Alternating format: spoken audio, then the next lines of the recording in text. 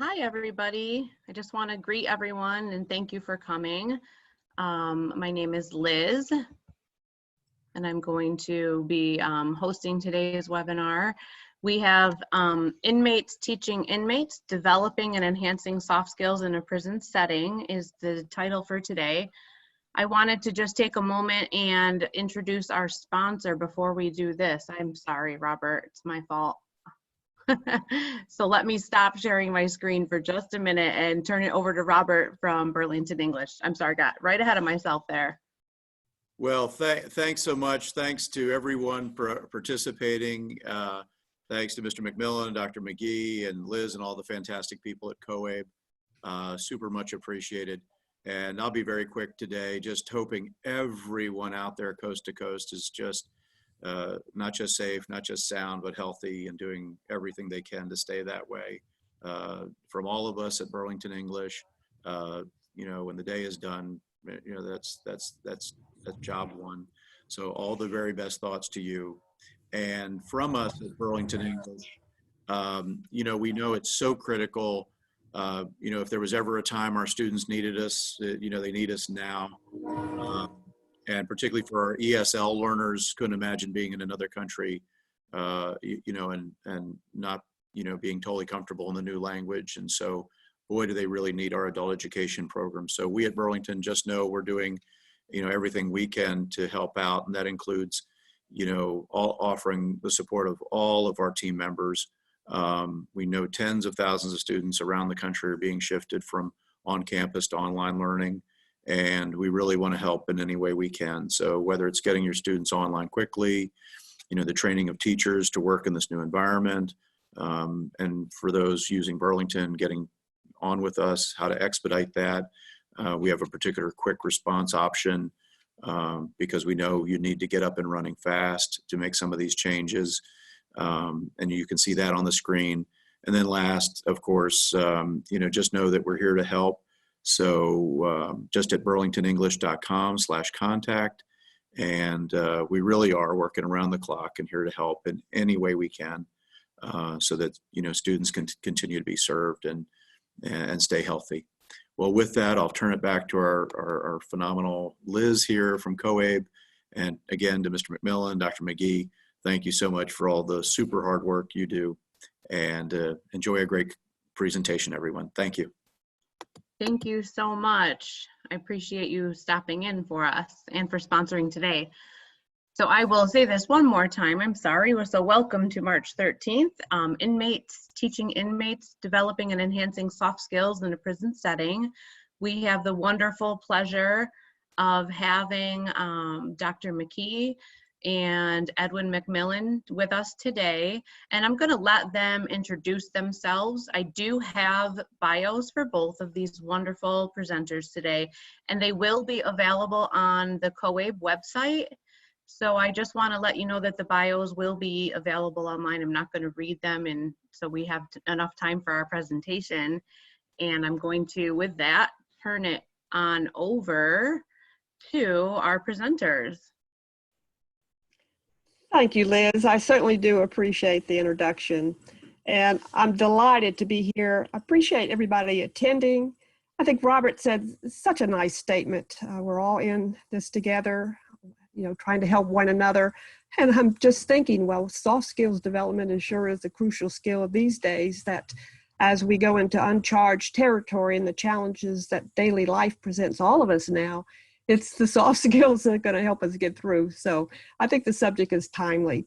I'm delighted that part of my presentation, the second half, is really going to be presented by Edwin McMillan. And Edwin was at Folsom State Prison for a number of years in the California prison system as an inmate for 21 years and had an opportunity when he became involved in a life skills program. And I visited that program and was just blown away, and to see what inmates teaching inmates could do in terms of not only teaching these soft skills, but actually putting them into practice and being available 24/24 for other inmates to help them develop, grow, be successful. So today what I like to do is start off, and then I'm going to turn the program over to Ed, Edwin, and then at the end, what we'll do is we'll have a question and answer. Though please feel free. Liz is going to handle the polls for us. We'll have 3 today, and also the question and answer box. So if you have questions during the presentation, feel free to type them up. And then at the very end, we'll address them more as well. So today, what are we doing? First thing I like to do is talk a little bit about the subject area. What are soft skills? We have ideas and thoughts, and each of us think certain soft skills are more important maybe than others. So we'll touch base on that, and then I'll spend a little bit of time of how to teach them. And this is things that we've found over the years. We'll look at a list of 25 that seem to be crucial, and we've developed them into 3 strands that I think make good sense. And we'll wind up by, again, opening it to questions on the sort of technical part, if I may say. And then we'll go into, I think, is the icing on the cake, which is Edwin talking about the life skills program at Folsom State Prison, which is in Represa, California. At the end, again, you'll have an opportunity, and always feel free. I'll put up my contact information at the end if you would like to contact me, and I'll ask Edwin if that would be all right with him. We'd be glad to help you at any point in time that you might have some questions. So with that in mind, let's talk about what are soft skills. And I like to give you a little bit of background because they come from, the push at least, comes from business and industry, that they became very involved in asking employees, what are the skills, or what are the skills that we need in our workforce? Well, the same skills that they came up with are the skills that we actually need in the classroom. We need the same skills to transition out from either, let's say, an institution to another institution to be paroled. So they become central to our lives. As a matter of fact, the skills that we're talking about can be classified as that emotional intelligence. It's a complicated list of skills that are interwoven. They're flexible.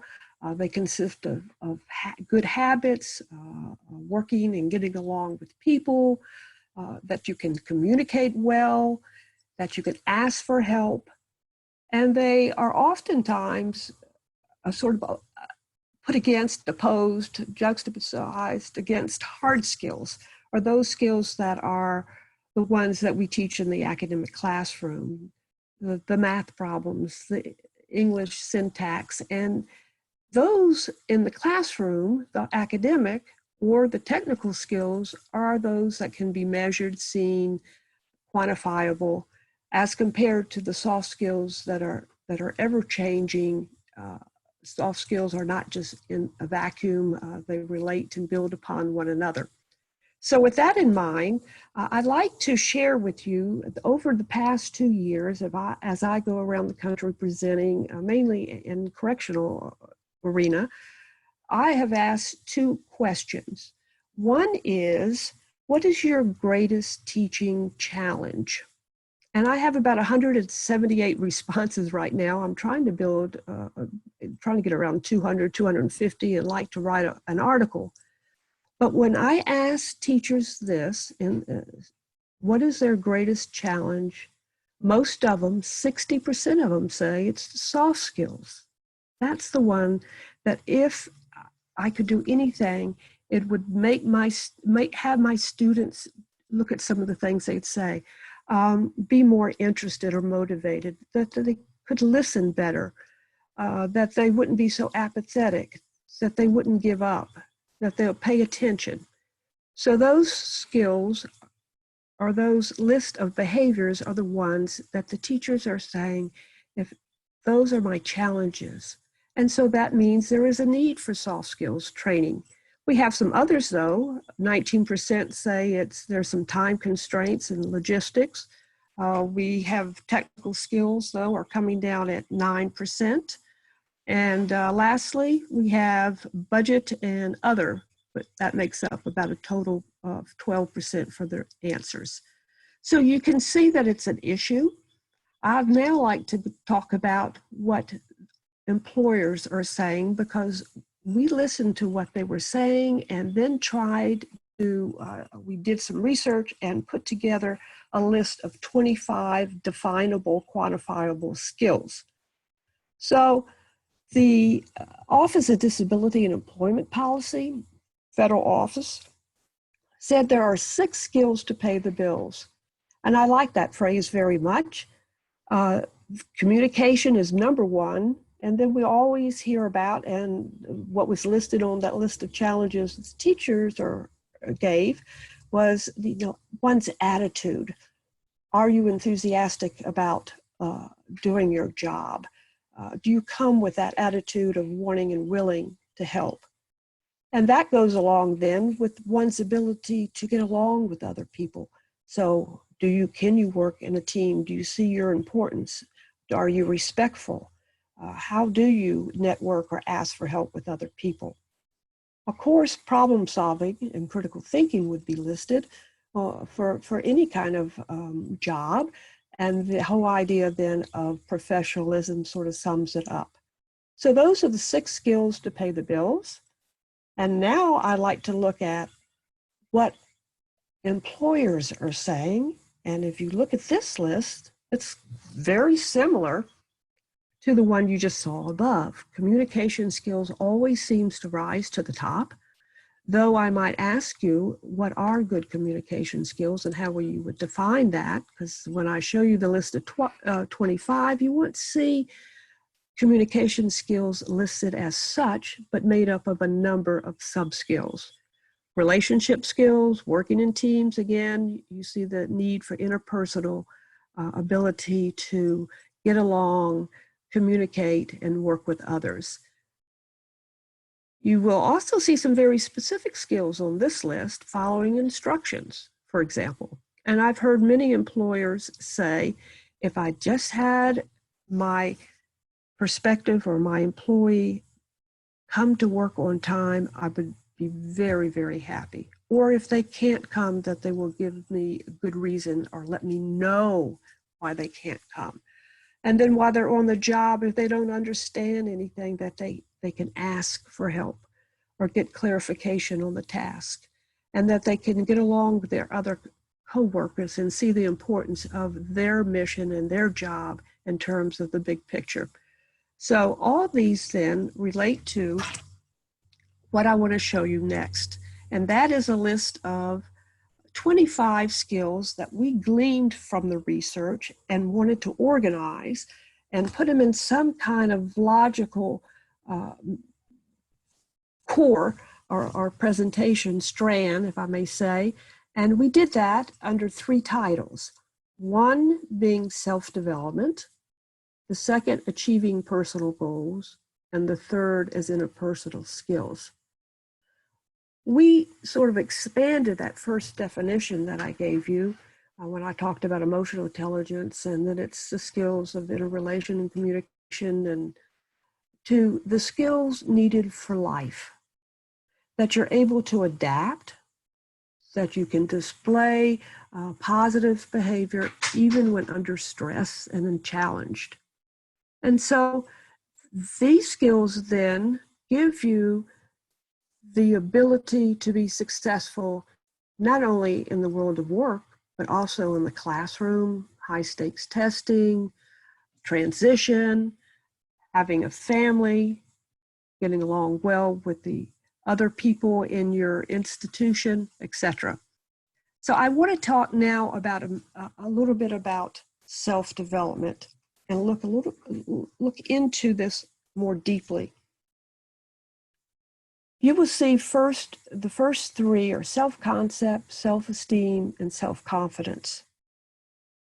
And oftentimes when you see curricula out there or you talk about soft skills, you hear things like, well, setting goals, managing time, following directions, but you very seldom see these 3 come up.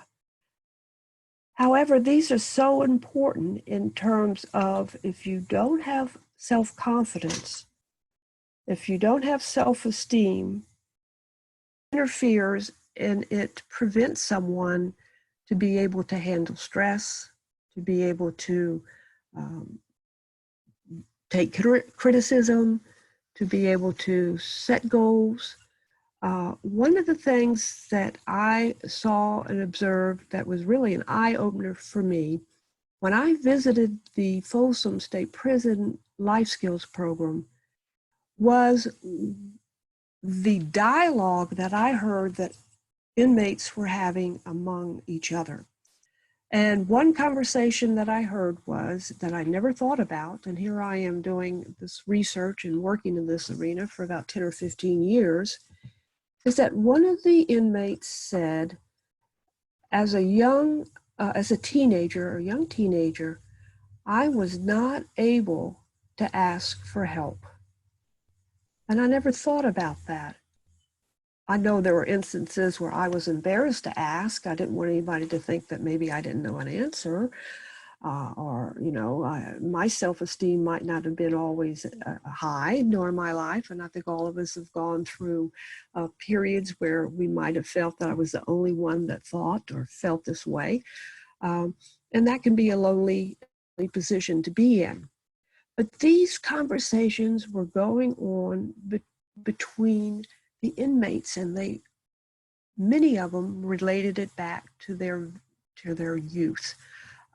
When they were very young, where there were some critical incidences in their life that really made them think twice about expressing emotions, about trusting people, about caring for others, about assuming responsibility. And it began to make more and more sense to me, the need for soft skills development, not only in our prisons, but everywhere, actually, because these same soft skills are needed in the free world as well.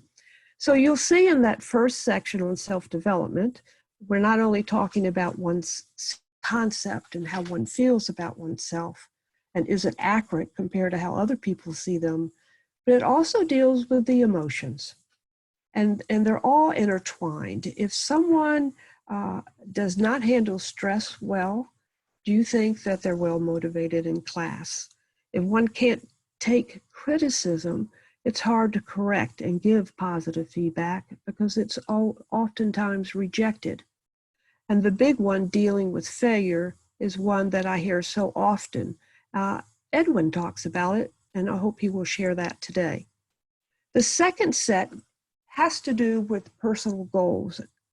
And we hear that oftentimes, well, my student doesn't have any hope. My student can't think beyond tomorrow. They have a hard time managing their time or telling me what they want to do. Well, a lot of that follows from the self-development. If you can't think you can succeed, oftentimes you don't try because you think the result will be failure. So why bother? So all those tie in very nicely and are very much interwoven. For example, if we go to the third series on interpersonal skills, you will see effective listening and speaking, relating to others, taking and following directions, and then working well with teams. Well, if you are not a good listener, it's hard to then take, receive, and give and follow directions. If you are someone who doesn't have good relationship skills and don't think you're important or the other students are important, it's hard to then do the interrelational sub-skills or soft skills that have to do with relating and working as a team, etc.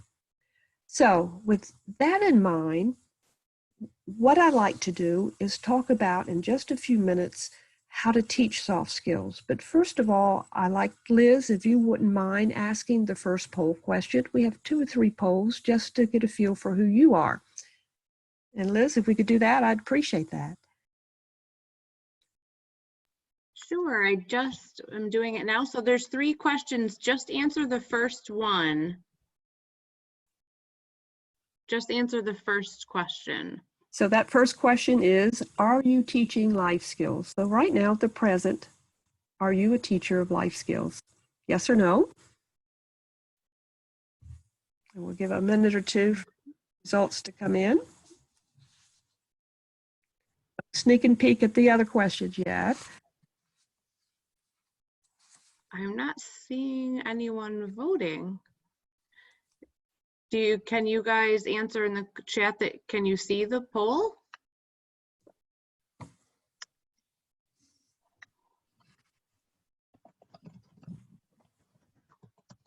Oh, there we go. Oh, gotcha. So you could, we were just looking for question 1, but that's okay. We can go back to question 2. I think That's fine. our staff member who puts the poll together thought it was 1 poll. So I can, let me take a picture of it though, so I won't forget what everybody also said, if we need to reference it again. Okay, so all right, I think it says 100% for your answer. Right. Yeah, 100% of people are answering that they are teaching life skills, which is great because they That's are. wonderful. That's fantastic. Yeah. Okay, so do you want me to, I can close this now and. Yeah, yes, and then we could bring it up again, correct? At a different point to I end. should be able to, but if I can't, I did take a picture that I can read and tell you how many people answered if I can't bring it back. I think I will be able to though. That's great. We'll make it work. So I want to, we all know then, and I'm glad that y'all are teaching soft skills. So that's a very different audience. The ones that I showed you, this list of 25, you know, you may be teaching all of them, some of them. So this should enable us to have good question and answer series. So as you formulate questions, please let us know, and we'll go on to teaching strategies. The first thing in teaching soft skills is for the offender and your students to understand, of course, the concept. There seems to be in many cases, and Edwin, if you would address this when you do your part, sometimes there's a disconnect. Sometimes we talk about, let's say, effective listening, and you'll ask a person, you know, about, now I want you to pay attention to me. You don't seem to be listening, and they'll respond, but I am listening. And so we have to make sure as we approach each of these that there is good understanding. And you can do this in a course in a number of formats. We're all teachers, you know, there are different ways. There's a lesson you can give, et cetera, et cetera. And I'm going to go into some teaching techniques in just a minute. So the conceptual understanding of what we're talking about is crucial. The next thing is strategies for actually acquiring the skill. You may be able to recite what a good listening skill is or what it takes to be a good listener, but in fact, are you one? And so they could be two different things, knowledge of and practice of or acquisition of the skill. So with that in mind, let's go to teaching the concept. And you may be doing many of these things, but I'd just like to give you some ideas. And then the importance of really the behavioral acquisition is the key. And I think this is the essential part of the facilitators teaching other facilitators soft skills, because it opens the ability when that student leaves that classroom or inmate goes into the yard or out to the cell, that the teaching continues and the help and assistance is there and offered 24/7. And that is the beauty then of this model. So number one step in teaching understanding and awareness, of course, is the definitions and understanding. But don't assume, please, that they do understand. And that's why I believe so much in modeling the behavior, demonstrating the skill as much as you can. And often that becomes a challenge because these are behaviors to a big extent, or at least the behaviors indicate the actual soft skill. So defining it through behavioral action and then asking the students to model back to you gives you a good way of then being able to open up the opportunity to give constructive feedback. A lot of times when we give feedback, and I like to point this out, is it's so important to be very specific with your feedback. A simple one, case in point, is when somebody says, "Yes, I'm a good listener." Well, then the feedback is no, you're not. But would you mind looking at me in my eye? Look at my eyes when you talk to me. Look at me in my face. That gives me a sense that you're attending, that I'm important, that I have something important to say, and it helps in giving the explanation for that student to then further grasp on another level, or to think about it in a different way than they may have in the past. I do ask, and if you have time in a program, and is to have as many demonstrations. Role playing is what I call demonstration. It's just role playing. You can give scenarios. You can have it even set up like a little one-act play. Different. Make it a workplace. Your classroom, a workplace, but there are different opportunities then that you can have the student actually in demonstrating, where you can then give the feedback and practice. Now, there are different models. Some of you are probably teaching it as a class. Might be in transition, in which it's the total curriculum. You may be the teacher, and inmates are not facilitating but called upon. So there are all different ways that we can talk about the setup and the logistics of actually teaching it. What I like to do now, Liz, is let's look at that second question that we had, and that is, do you use inmates as facilitators or to teach the program? So if we can... Great. Questions again, or the answer? So I just actually cleared it out to let people vote again.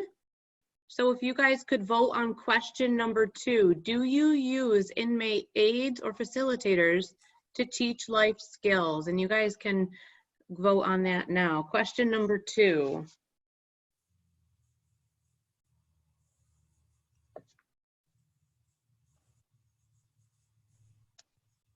Looks like we have a 60-40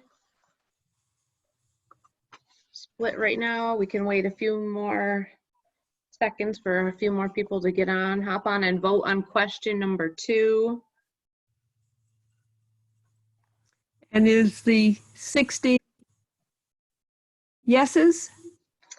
Oh, now it's actually 44% yes and 56% no. So it shifted Okay. as more people got on. Okay. Okay. Now it's actually going down to even less. Yes is 33% and no is 67%. Okay. Everybody is teaching life skills, but some are using facilitators, which is wonderful, and some of you are not, but are interested in using them. So this is wonderful. This is great because there's such a payoff, and the payoff, I alluded to it, and I'm going to turn it over to Edwin in just a second, but it comes back, if you look at the third poll question, and I think we already had some answers there, so let's just look at how people responded. There are issues in having inmates teach the program. And so I like to see the responses. Those of you, what is your greatest obstacle in teaching life skills?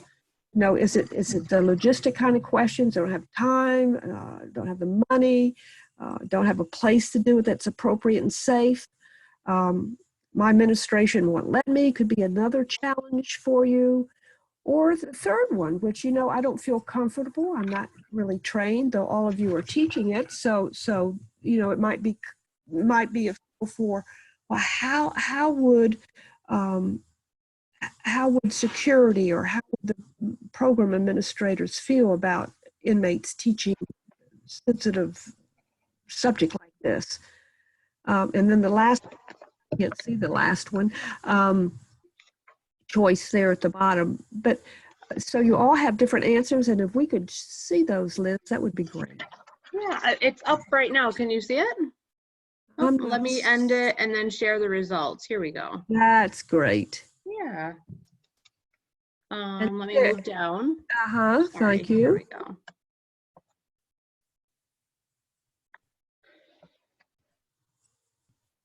Looks pretty good that there's not that they're not lacking administration support, that's great news. Yes, it really, really is. That's really good to know. And I appreciate the honesty in the lack of training or confidence to teach it. Absolutely. It is, and with the population in particular, you know, it takes it's not only confidence, it's having the control or feeling that you lose control of that classroom, and what could these inmates be saying to one another. And Edwin, I'd like you to address that. And with that in mind, I think it's time for me to introduce Edwin, and I'm delighted that he, oh, I forgot. Oh, sorry, there's another slide. I'm getting so excited about Edwin. Because developing the skill is where it's all about. It's easy to teach the concept, but when you try to get it into practice, it becomes the real challenge. And here are 3 or 4 strategies. All these, I believe, used in the program that we're going to be presenting today. The journal activities gives that student who is maybe not vocal or feels comfortable in talking to amongst their peers, an ability to express themselves. And even in the program at Folsom, and all the programs that do use journalizing tend to have the issue of not getting back what they thought they would get back in terms of expression. And so a lot of times you have to prompt, and when you ask for the journals back, you give them some feedback and encourage them by asking some specific questions. And over time, that you will find that journalizing becomes very effective. It helps that inmate internalize what was said in class and what he heard in class, or she, and to be able then to react and to put that in words. So it's a very internal, private kind of thing that, of course, needs to be respected. I have a whole lot of information on journalizing, so if you need information on that, please let me know, and I'll leave my address and email information at the end for you. I'd be glad to send you some information on that. The second strategy, and that's what I saw and observed at Folsom that blew me away, was the dialogue that went on between the inmates. And it was good dialogue. I was sitting next to the warden, and I turned to him and I said, "Have you ever seen anything like this?"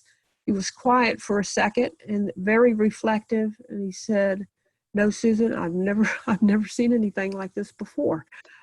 Because it was the men,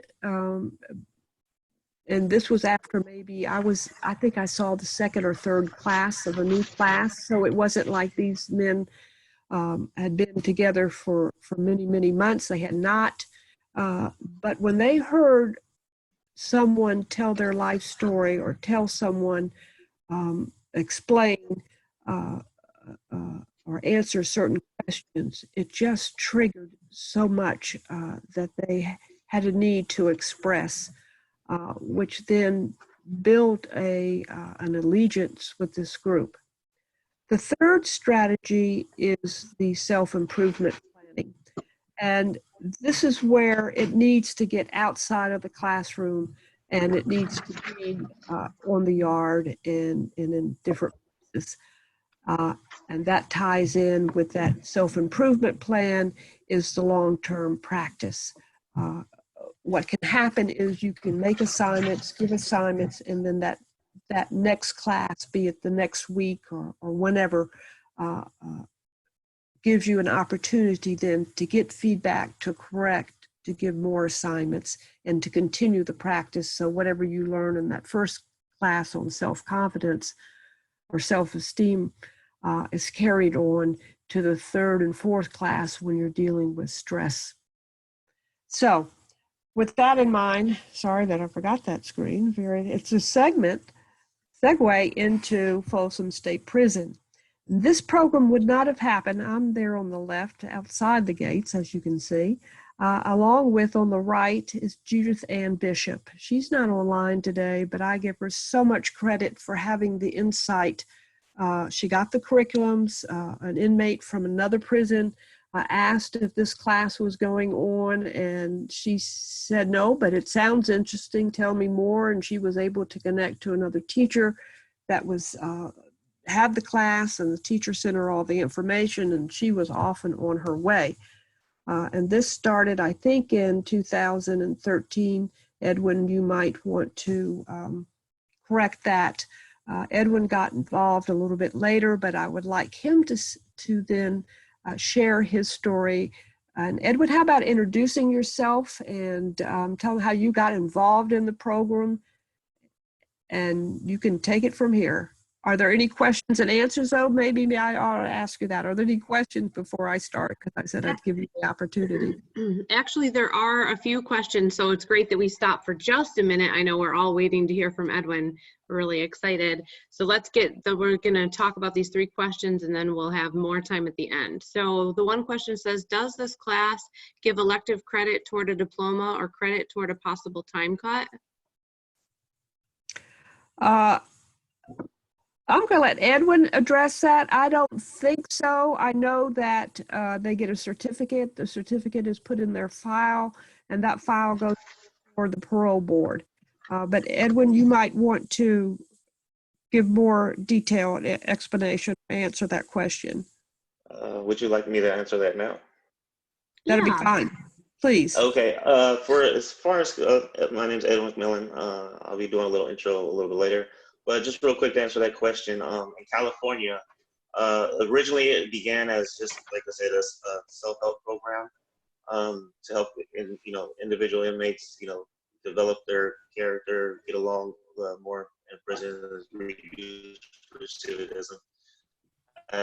Eventually, California began to adopt different policies towards these type of rehabilitative groups that actually had a curriculum. And so Pace Life Skills is different than some groups because it actually has an established curriculum that's backed up by Pace learning system. And so they gave them basically rehabilitation credits for people who spent at least, I think it was for every 52 hours they received, I think it was like 2 or 3 days off of their actual term. And that was just a recent development. But other than that, they also received reduction in their custody level as far as their risk for people who participate in programs such as these, because they have been proven to reduce, for instance, disciplinary action in prison, create more positive, attitudes within the inmate population. And obviously, they eventually did it to where they could reduce sentence, by token amount, but it's one day shorter sentences.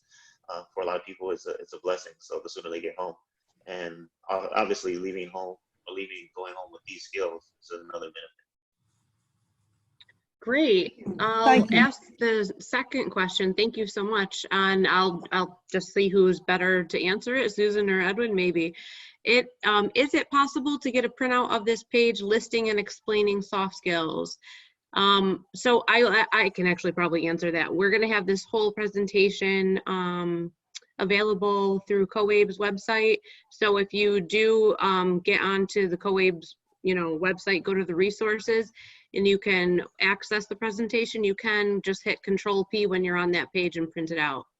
So that will be available. So the third question says, I'm new to this community. We are using Inmates to develop and teach technical career pathways in IT, video production, and app development.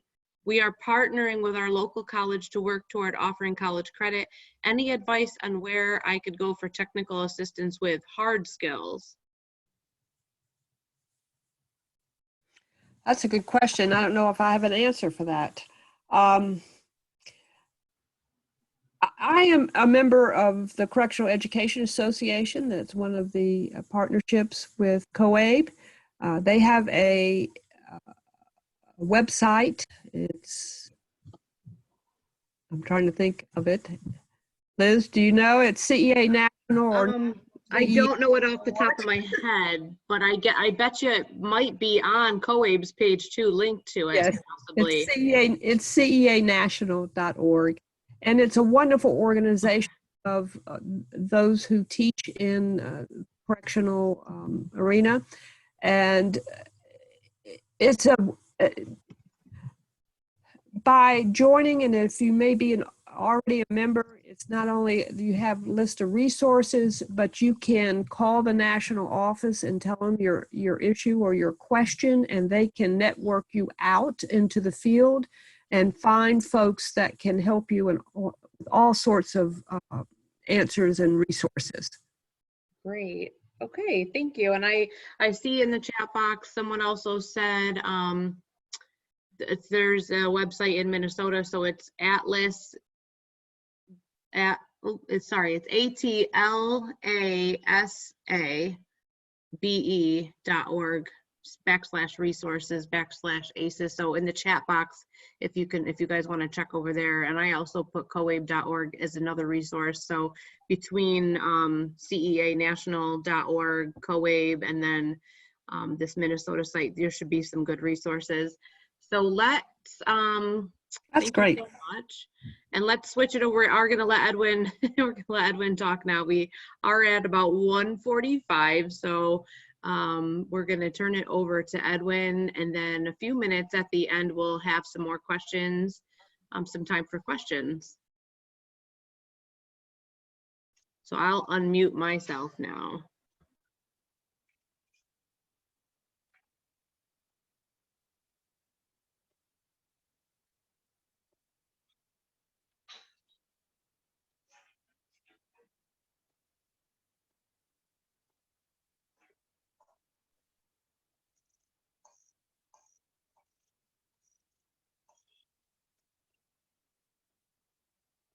Okay, are you ready, Edwin? Yes, I'm ready. All right, take it away. Okay, well, just a quick introduction. My name is Edwin McMillan.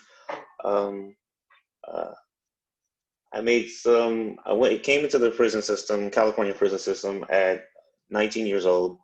At that time, I was very impulsive. I had very short-term planning skills. Just like any youth at that time, I thought I knew everything.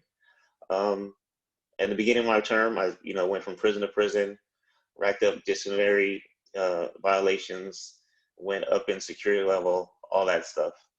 Eventually, I landed at Folsom State Prison about 2015. Just prior to that, they had began the Pace learning system, Pace Life Skills program there, and I had just in the beginning of my stages of starting to rethink my attitude and stuff like that, and I started looking for classes, and I was invited by other inmates to attend this class. I had no idea what it was. I was like, okay, well, I'll go and just see what they're talking about.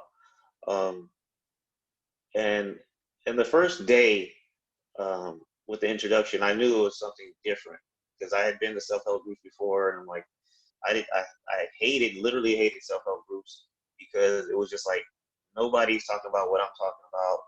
Nobody can understand what I'm going through. And immediately when I went into the PACE program, the facilitators immediately began to establish a rapport.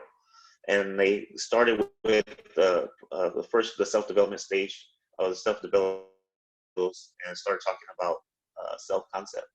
And with that, like I said, I still had the attitude, even though it was many years later, I still had the attitude that I knew everything. I was going to college. I was, pursuing a degree. I thought I was very well read. And then just a simple module dealing with self-concept, it kind of like stopped me in my tracks. It was kind of like, wait a minute. Like, even in college, I didn't start understanding what self-concept was.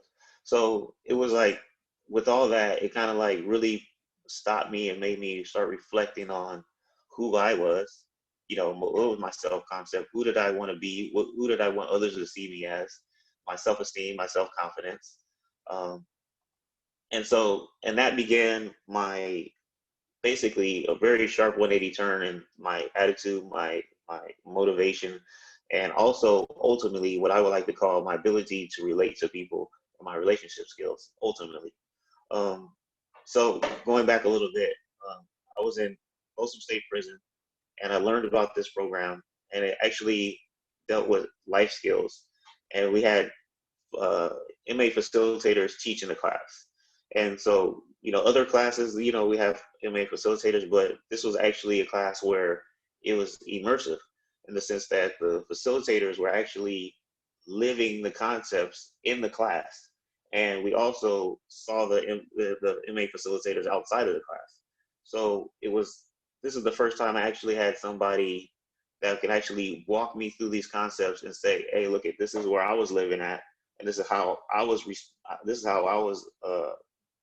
basically expressing these negative concepts, and this is how I walk through and make the change to these more positive concepts, and this is why I needed to do it. And that was the scariest thing as far as coming from a point of a negative, destructive mind state to a more positive one, was that it's a scary change. It's like you go from something that you've known all your life. I've been destructive all my life. I've been deceptive all my life. I've been, like I said, reckless all my life. And then to go to being responsible, to having a positive self-esteem, positive self-confidence, to be motivated to do the right thing, to be, to do these things. The facilitators or the inmate facilitators in the class were critical in helping me and walking me through making that particular transition. So starting with self-concept and the self-development, I started to see after going through the program how each one of these modules basically dovetails off of the previous. So it's almost like you're progressing through instructional guide on developing the skills needed to be successful in whatever area of your life it might be.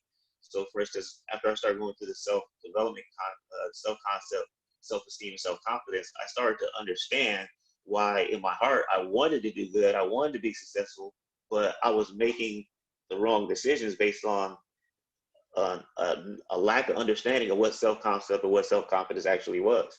And that's why when we teach soft skills, the first things we teach is concepts and definitions, because a lot of times we don't have the vocabulary, as far as I'm speaking for myself and a lot of inmates who are suffering from disciplinary lack of motivation, lack of attention to teachers or authority figures, is we don't have the vocabulary to even understand subjectively what's going on inside that's causing us to be disconnected from authority figures, to be disconnected from people who are literally trying to help us.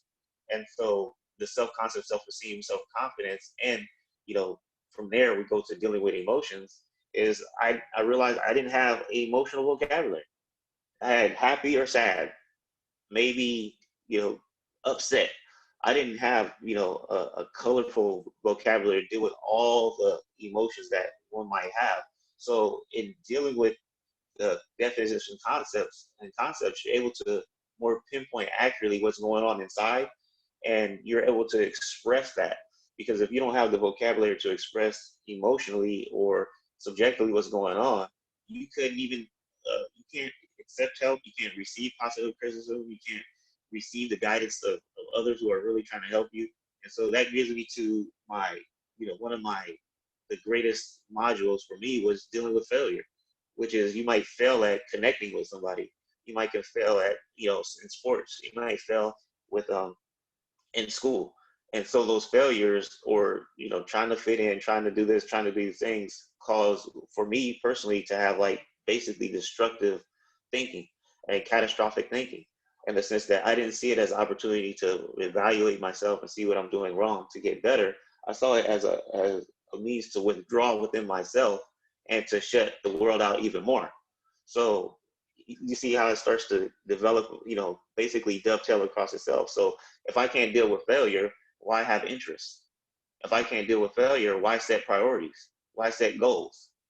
My decision-making is very short because I'm not expecting anything successful to come out of what I'm doing currently. So it affected my long-term thinking, my long-range goals, in the sense that, why do I need school? I'm not even going to make it that far. I'm not going to make it to the next, it might sound pretty dark, but at that time, for me, it was very dark. I didn't want to make it that far. I was doing things that pleased me in that moment, and I didn't think into the future. So a lot of times when we're talking about, especially education, and as far as facilitators, we're relating to participants or students, we're trying to explain to them why you would need these things in the future. So we have to break down to how these things relate to future successes.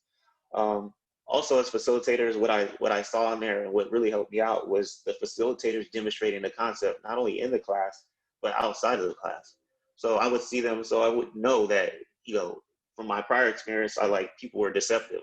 That was my belief at the time. My belief was that people were deceptive. They're just doing this to get credits. They're just doing this to get out of prison. And I started seeing that the PACE facilitators were sincere about what they were doing. So I would see them in the class, and then I would see them outside of the class demonstrating the concept. And that was mind blowing to me, because it was the first time in my life I actually had something in my life that was consistent. Somebody that was doing something, saying it, and then living it. I had never in my life seen that before. I've only seen deception, I always seen lies, and I always thought that somebody was trying to get over me. I didn't trust anybody that even had any semblance of authority. So eventually they would ask me to show these concepts. And, at first, it took a while, but because you're in a group setting and it's creating such a cocoon of comfort and assistance and help, not only inside the class, but when the class is not running, to see the guys outside of the class, that I was able to start doing it. One of the ways we did it was role plays. We had effective speaking assignments. We had games in the class, as far as like setting goal games, setting priority games, decision-making games, or role plays. And we did role plays within the class in groups, small groups, to basically envision how these modules or how these particular concepts would live out in a real life situation. So it called on us to bring up our life experiences and put them in a role play situation and live them out. And it gives you a different way of seeing it. It breaks down barriers within the class, and it helps us out. The last thing they did was provide feedback. So the feedback came in journaling. This is, for me, that was the first time in prison I actually had homework in a self-help group class. So, and they expected us to have it the next day, the next week. So we would do homework and journaling, and they would give us feedback on our journaling. And if there was something in there that they would call us out, privately on the side and give us either a pep talk or talk about it and help us work through whatever it is we're doing, whether it be something that we didn't understand in the module, or it could be something that we didn't do. If we didn't do the module, why weren't you able to do the module? What happened? Did you need some help? We would find out, for instance, later on as a facilitator, I would find that there were some guys that could not read, or they could not understand. And they made it this far without anybody knowing. So there was gaps in their comprehension or ability to understand certain things that they did not have the ability to tell anybody. But because we had journaling and in class exercises, we were able to help them get through that. And so I met through the class, and eventually I was selected by the facilitators because they saw that I was learning the concepts and I was starting to model the concepts. The facilitators asked me if I would want to be a facilitator. So at around 2016, 15, end of that year, I actually started becoming trained to be a facilitator. So that gets to one of the things is, how do you actually get inmate facilitators to teach the class? And one of the things we did was we actually actively looked in the class. We started seeing guys that were motivated, seeing guys who were picking up the curriculum and starting to live the modules, basically.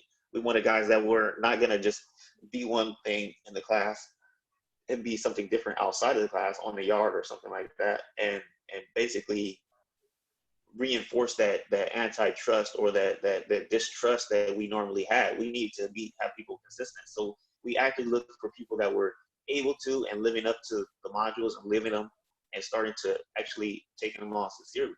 So eventually, as we were doing this, I became the vice chairman of the PACE program. And that's when Dr. McKee actually came to visit us. And when she came to visit us, we just thought we're going through the modules, and she really gave us a boost of confidence because she expressed how great of a thing that we were doing. She able to give us unbiased view of what we were doing.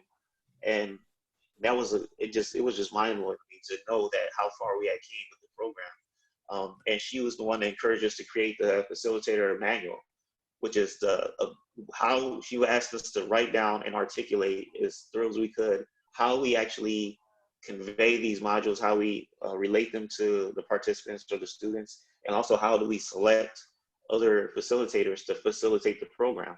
And so Edwin? we actually, yes. If I may interrupt, Yes. we're almost out of time. And that manual, Liz, I can make that available to the COAB people if that would be of interest. I know that we need to sort of wind down, and there's also my phone number that I said I would give at the end, and email. And with that, Edwin, I think you could do another presentation and a part 2 maybe, Liz. I know, yeah, no, we definitely love to do part 2s for sure. Well, we might consider that. I think, Liz, Edwin, first of all, I want to thank you, and Liz, thank you. I just appreciate, I'm concerned about the time right now, and I know you have a question that you want to give, Liz, but is there any more questions in the Q&A? No, there actually are not any more questions in the Q&A, so I think that we addressed them halfway through, which was probably good. That's great. That's yeah. great. And I just have one just really simple question. First, though, I just want to thank you. And I know I feel bad you got cut a little short, Edwin. And I know that if you guys reach out to Michelle Childs at COAB, she, I think, is the one who kind of recruits webinars. And I think that we could definitely do a part 2 for sure. So I want to thank everyone, and I just want to launch a quick poll. It's very short. We just want to know how you guys enjoyed today's webinar. So I'm going to launch it right now and say thank you again. And what a great program. Also, I'm not sure if people heard, I meant to say this in the beginning, and I apologize. The COAB National Conference has been postponed. I know that they've been sending out communications to that point, and I know that they're working very hard with the venue to secure another date. So I just wanted to give everyone our best wishes and, encourage people to stay safe and be healthy and have a great weekend. It's Friday, so have a wonderful weekend. And with that, I will say goodbye to everybody, and we'll see you next time. Well, thank you so much, everyone. Thank you.